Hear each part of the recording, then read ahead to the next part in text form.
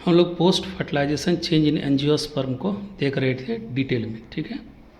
तो उसमें हम आपको बताएं कि कैसे कैसे क्या क्या चेंजेस होता है, कैलिक्स का क्या होता है, कोरोला का क्या होता है, एंड्रोसिम का क्या होता है, कार्पिल का क्या होता है, और लास्ट में ये बताए थे कि ओव्यूल चेंज कर जाता है सीड में और ओवरी चेंज कर जाता है फ्रूट में। अब हम लोगों को यहाँ डिटेल में देखना है कि how ovule changes into seed, ovule किस तरीके से सीड में बदलता है। और देखिए सीड का डेफिनेशन क्या है। Seed it is a fertilized ovule. Seed क्या चीज़ है? फर्टिलाइज्ड ओव्यूल है। ये डेफिनेशन याद रखिएगा कि सीड क्या है? फर्टिलाइज्ड ओव्यूल है, ठीक है। और ओव्यूल का डेफिनेशन क्या है? तो ओव्यूल इज इंटेगुमेंटेड इंडेhiscent मेगा स्पोरेंजियम। खैर ये डेफिनेशन पहले आपको हम पढ़ा चुके हैं, लेकिन सीड का ये डेफिनेशन कि इट इज़ फर्टिलाइज्ड ओव्यूल, ये इंपॉर्टेंट है, इसको याद रखिएगा। अब सवाल है ओव्यूल में कौन कौन सा हिस्सा है। तो सबसे पहला हिस्सा है एम्ब्रियो सैक। तो हमको ये समझना है कि ओव्यूल जब सीड में बदलेगा तो इसकी एम्ब्रियो सैक का, जिसको हम फीमेल गैमेटोफाइट बोलते हैं, उसमें क्या क्या चेंजेज आएंगे, सबसे पहले ये देखेंगे। उसके बाद इसमें आता है न्यूसेलस। तो न्यूसेलस में क्या बदलाव आएगा, इसको देखेंगे। एंड उसके बाद इसमें आता है इंटेगुमेंट ओव्यूल में। तो इंटेगुमेंट में क्या बदलाव आएगा, इसको देखेंगे। इंटेगुमेंट आउटर होते हैं, इनर होते हैं, तो इन सभी को बारी बारी से देखना है। तो सबसे पहले इसमें हम लोग देखने जा रहे हैं कि एम्ब्रियो सैक में क्या क्या चेंज आता है। क्योंकि एम्ब्रियो सैक में बहुत सारा चीज़ होता है। बहुत सारा चीज़ का मतलब क्या क्या होता है भाई? तो एम्ब्रियो सैक में होता है जैसे एग एपेरेटस। अब एग एपरेटस है तो इसमें कौन कौन सा चीज़ मौजूद है? एग सेल है, ठीक है। दूसरा है सिनर्जिड, 2 ठो सिनर्जिड होता है, और 1 ठो क्या होता है? Egg cell. उसी तरह से इसमें कौन सा चीज़ होता है? तो there is antipodal cell. Antipodal cell का क्या होता है आगे चल करके ये समझेंगे। और उसी तरह से इसमें एक होता है सिनर्जिड। तो सिनर्जिड का क्या होता है आगे चल करके ये समझेंगे। तो इसी चीज़ों को हमको समझना है, इन्हीं चीज़ों को एम्ब्रियो सैक में यानी क्या चेंज होता है। यानी ओव्यूल सीड में बदलेगा तो ओव्यूल के इन कंपोनेंट्स में क्या क्या बदलाव आएंगे, इसको देखना है। तो चलिए अब इसी को देखते हैं।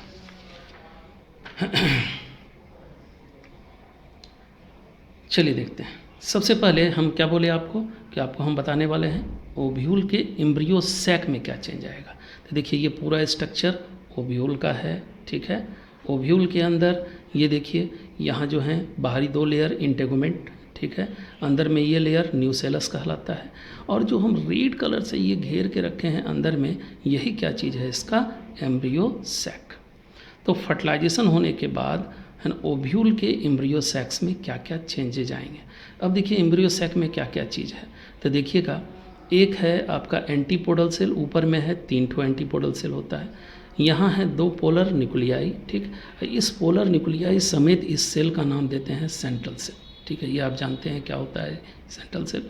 और उसके बाद देखिएगा यहाँ पर ये एक ठो एग सेल है, और एक सिनर्जिड डिस्ट्रॉय हो जाता है ना, जब पॉलन ट्यूब का एंट्री होता है, और एक सिनर्जिड यहाँ बचा हुआ है। तो फर्टिलाइजेशन कैसे होता है, ट्रिपल फ्यूजन क्या है, सिंगेमी क्या है, ये सब आप जान चुके हैं। अब खाली यहाँ समझना है कि इसमें क्या बदलाव आएगा फर्टिलाइजेशन के बाद, ठीक है। चलिए इसी को देखते हैं। सबसे पहला पॉइंट क्लियर ये करें आपको कि जब इसमें पॉलन ट्यूब इंटर करेगा और यहाँ सिंगेमी होगा और यहाँ ट्रिपल फ्यूजन होगा, उसके बाद क्या होगा कि ये जो एक सिनर्जी तो पॉलन ट्यूब के एंट्री के समय डिस्ट्रॉय हो गया। ये जो एक सिनर्जी बचा है ये खुद डिस्ट्रॉय हो जाएगा। साथ साथ ये 3 एंटीपोडल सेल्स जो बचे हुए हैं, 3 एंटीपोडल सेल्स, ये भी क्या हो जाएंगे? डिस्ट्रॉय हो जाएंगे, ठीक है। और अब देखिए यहाँ पर ये जो एग सेल है, ज़रा ध्यान से देखिएगा, ये एग सेल यहाँ पर है, और ये जेनरेटिव फर्टिलाइजेशन इसमें होगा, है ना। फर्स्ट मेल गैमेट जो एक सेल से फ्यूज़ करेगा तो कौन सा फर्टिलाइजेशन होगा? जेनरेटिव फर्टिलाइजेशन, या जिसको हम सिंगेमी कहेंगे। तो जैसे ही सिंगेमी होगा एक सेल का, जेनरेटिव फर्टिलाइजेशन होगा, इट विल कन्वर्ट इनटू किस में बोली तो जायगोट। ये जायगोट में कन्वर्ट कर जाएगा, ठीक है। तो एक सेल बदल गया किस में? जायगोट में। उसका ये जो 2 पोलर न्यूक्लियाई आपको दिखाई देते हैं, और ट्रिपल फ्यूजन आप अच्छी तरह से जानते हैं, इन 2 पोलर न्यूक्लियाई का वेजिटेटिव फर्टिलाइजेशन होगा, या कहिए इसको ट्रिपल फ्यूजन होगा, तो ये बन जाएगा प्राइमरी एंडोस्पर्म न्यूक्लियस, ठीक है। ये कैसे बनता है ये भी आप अच्छी तरह से जानते हैं, प्राइमरी एंडोस्पर्म न्यूक्लियस। और जब ये प्राइमरी एंडोस्पर्म न्यूक्लियस बनेगा तो ये जो सेंट्रल सेल यहाँ पर मौजूद है, ध्यान दीजिएगा, ये सेंट्रल सेल अब इसी का नाम चेंज करके है ना क्या पड़ जाएगा? Primary endosperm cell. देखिए ये जो पूरा का पूरा स्ट्रक्चर है, ये पूरा ये प्राइमरी एंडोस्पर्म सेल के नाम से जाना जाएगा। क्लियर हो गया? तो polar nuclei, primary endosperm nucleus और सेंट्रल सेल बना गया प्राइमरी एंडोस्पर्म सेल। अब ध्यान से देखिए इस ओव्यूल में अब जो एम्ब्रियो सेक का हिस्सा है इसमें क्या क्या बात हुआ। अब यहाँ देखिए एंटीपोडल सेल डिस्ट्रॉय हो चुके हैं, एक सिनर्जिड वो भी डिस्ट्रॉय, और यहाँ पर जाइगोट मौजूद है और ये है प्राइमरी एंडोस्पर्म न्यूक्लियस। क्लियर है? अब सवाल है इस जाइगोट का डेवलपमेंट होना है। अब जाइगोट का डेवलपमेंट किस में होगा बाबू? एम्ब्रियो में। तो जाइगोट को एम्ब्रियो में कन्वर्ट करने के लिए अच्छा खासा भोजन चाहिए, इसको न्यूट्रिशन चाहिए। और इसको न्यूट्रिशन मिलेगा कहाँ से? काहे भाई? तो ये जो न्यू सेलस जिसको हम दिखाए आपका यहाँ पे, ये न्यू सेलस, ये इनसे काफ़ी दूर है, काफ़ी बाहर है, इनसे इसको नरिशमेंट मिल पाना मुश्किल है। तो फिर एंजियोस्पर्म क्या करेगा? सबसे पहले ये प्राइमरी एंडोस्पर्म सेल जो है इसको ये डेवलप कराएगा। इसका डेवलपमेंट होगा किस में बोलिए तो? एंडोस्पर्म में, मैच्योर्ड एंडोस्पर्म में ये तब्दील होगा। ठीक है? तो सबसे पहला काम होगा, ध्यान से देखिएगा, डेवलपमेंट ऑफ एंडोस्पर्म। ये जो प्राइमरी एंडोस्पर्म न्यूक्लियस है, ये प्राइमरी एंडोस्पर्म सेल है, they will develop into developed endosperm, या कह सकते हैं आप इसको मैच्योर एंडोस्पर्म में डेवलप करेंगे। और याद रखिए जब तक ये मैच्योर एंडोस्पर्म में डेवलप या इसका एंडोस्पर्म का डेवलपमेंट पूरा नहीं हो जाता है, तब तक ये जाइगोट क्या करेगा? It will remain in resting state. Zygote किस में रहेगा? रेस्टिंग, क्योंकि एंडोस्पर्म डेवलप करेगा तभी जाइगोट को न्यूट्रिशन मिलना शुरू होगा। इसीलिए सबसे पहला काम क्या होगा?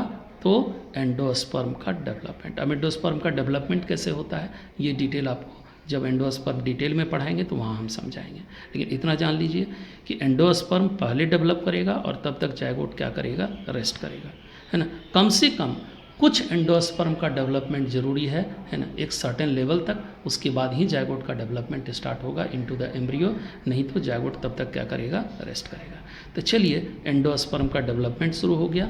और अब देखिए ये एंडोस्पर्म ट्रिप्लॉइड नेचर का ये पूरा का पूरा एंडोस्पर्म डेवलप कर चुका है। देखिए यहाँ पे, है ना, कैसे डेवलपमेंट होगा एंडोस्पर्म का, कितने टाइप के एंडोस्पर्म होते हैं, ये सब नेक्स्ट लेक्चर में हम लोग देखेंगे बाद में चल करके।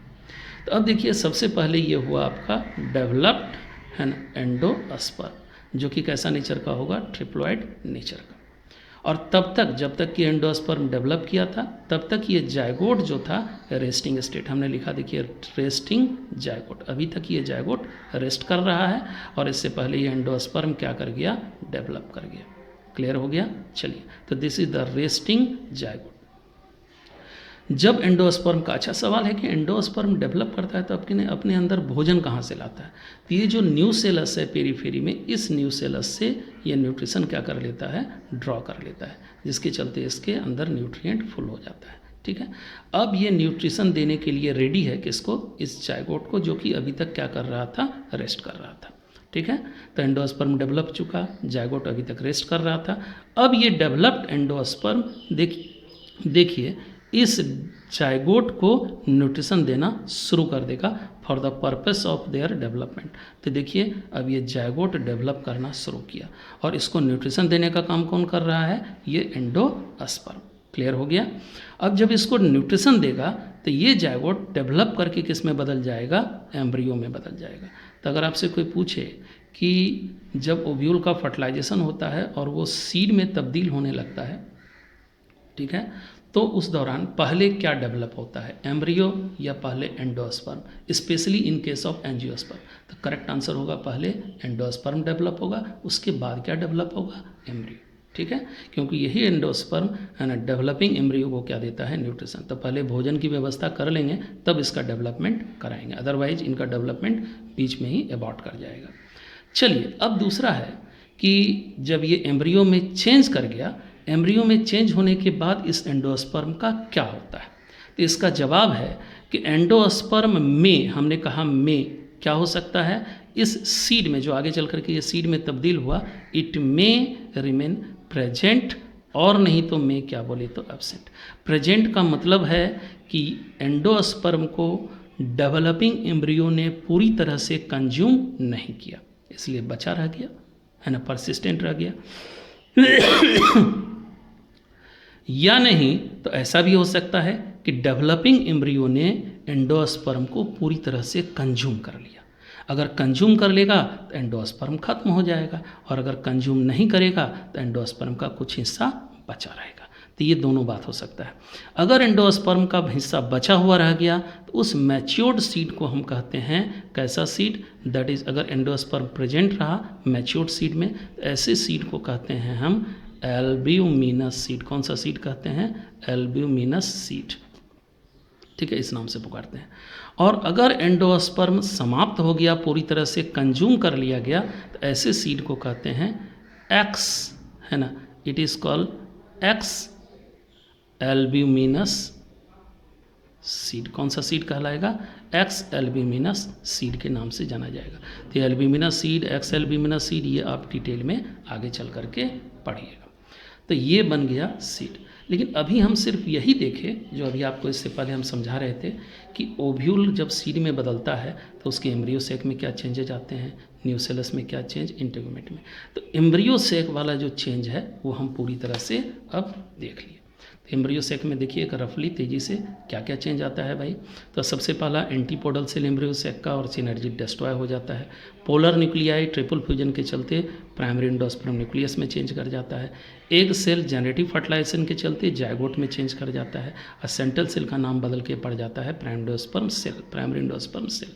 ठीक है, इसके बाद जायगोट रेस्टिंग स्टेट में चला जाता है और सबसे पहले एंडोस्पर्म का डेवलपमेंट स्टार्ट होता है। तब तक जायगोट क्या करता है? रेस्ट करता है। ठीक है, और एंडोस्पर्म जब डेवलप कर जाता है उसके बाद ये डेवलप्ड एंडोस्पर्म ये रेस्टिंग जायगोट को न्यूट्रिशन प्रोवाइड करना शुरू करता है और ये जायगोट फाइनली चेंज कर जाता है एम्ब्रियो में। ठीक है, और उसके बाद एंडोस्पर्म इस डेवलपिंग एम्ब्रियो के द्वारा या तो पूरी तरह से कंज्यूम कर लिया गया तो फिर एंडोस्पर्म समाप्त हो जाएंगे, ऐसे सीड को कहेंगे एक्स एल्ब्यूमिनस। और अगर पूरी तरह से कंज्यूम नहीं किया गया तो बचा रह जाएगा एंडोस्पर्म, ऐसे सीड को कहेंगे एल्ब्यूमिनस सीड। और अब हमारा इसमें बाकी है एक हिस्सा कि भाई न्यूसेलस में क्या बदलाव आएगा, इंटेगुमेंट में क्या बदलाव आएगा। इसको बाबू हम इसके बाद वाले लेक्चर में डालेंगे। ठीक है, लेकिन ये दो पहला जो वीडियो है, दूसरा वीडियो हम 5 बजे डाल देंगे और जो एक लेक्चर और इसका बचा है उसको हम थोड़ा लेट से डालेंगे। ठीक है, थोड़ा इसको थोड़ा सा कंप्रेस करना पड़ता है, उसमें टाइम लग जाता है। ठीक, तब तक आप इसको देखेंगे और उसके बाद तीसरा वीडियो हम ज़्यादा नहीं, हाफ एन आवर के इंटरवल पे तीसरा वीडियो भी डाल देंगे। और उसके बाद ज़रा ध्यान दीजिएगा, हम जो नोट्स है 49 और 50 पेज उसको अंडरलाइन करके भी आपको एक पेज उसका भेज देंगे। हम उम्मीद करते हैं कि सबके पास नोट्स होगा तो अपने नोट्स को भी उसी तरह से अंडरलाइन कर लीजिएगा। ठीक है, चलिए।